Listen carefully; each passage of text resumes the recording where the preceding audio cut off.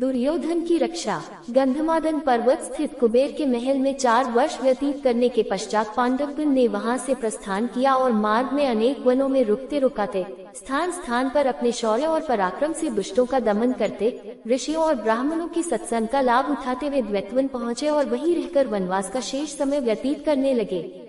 अब तक वनवास के 11 वर्ष पूर्ण हो चुके थे। पांडवों के द्वैतवन में होने की सूचना दुर्योधन तथा उसकी दुष्ट मंडली दुशासन, शकुनी, कर्ण आदि को मिली। वे एक बार फिर वहां जाकर पांडवों को मार डालने की योजना बनाने लगे। संयोगवश उन दिनों कौरवों की गौ संपत्ति द्वैतवन में ही थी। अपनी गौ संपत्ति अन्वेषण, निरीक्षण आदि करने के बहाने दुर्योधन ने धृतराष्ट्र से द्वैतवन जाने की अनुमति प्राप्त कर लिया। इस प्रकार दुर्योधन और उसकी दुष्ट मंडली ने अपनी एक विशाल सेना के साथ द्वैतवन में पहुंचकर वहां अपना डेरा डाल दिया। वे अपना राजसी ठाट बाट का प्रदर्शन कर पांडवों को जलाना भी चाहते थे, इसलिए बहुमूल्य वस्त्राभूषणों से सुसज्जित राजमहिलाओं को भी उन्होंने अपने साथ रख लिया था। एक दिन वे जल विहार करने के उद्देश्य से दुर्योधन अपनी मंडली तथा राजमहिलाओं के साथ द्वैतवन में स्थित मनोरम सरोवर में पहुँचे, किंतु उस सरोवर में गंधर्वराज चित्ररथ पहले से ही आकर अपनी पत्नियों के साथ जलक्रीड़ा कर रहे थे। चित्ररथ के सेवकों ने दुर्योधन को सरोवर में उतरने से रोकते हुए कहा, इस समय गंधर्वराज चित्ररथ अपनी पत्नियों के साथ इस सरोवर में जलक्रीड़ा कर रहे हैं, अतः उनके बाहर आने से पहले अन्य कोई भी सरोवर में नहीं उतर सकता।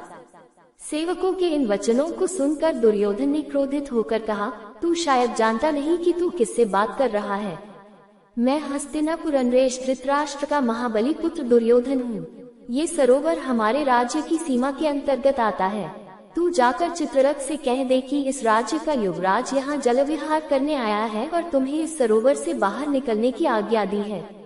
दुर्योधन के दर्पयुक्त संदेश को सुनकर गंधर्वराज चित्ररथ के क्रोध का पारावार न रहा और उसने दुर्योधन तथा उसकी मंडली के साथ युद्ध आरंभ कर दिया।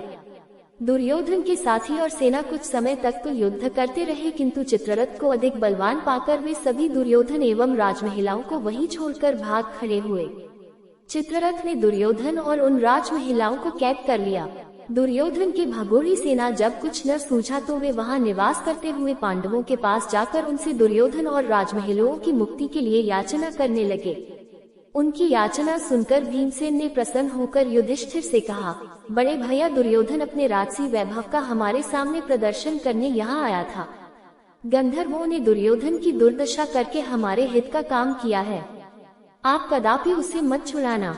इस पर युधिष्ठिर बोले, भैया भीम, ये लोग हमारी शरण में आए हैं और शरण में आए लोगों की रक्षा करना क्षत्रियों का धर्म होता है। फिर दुष्ट स्वभाव का होने के बाद भी दुर्योधन आखिर हमारा भाई ही है।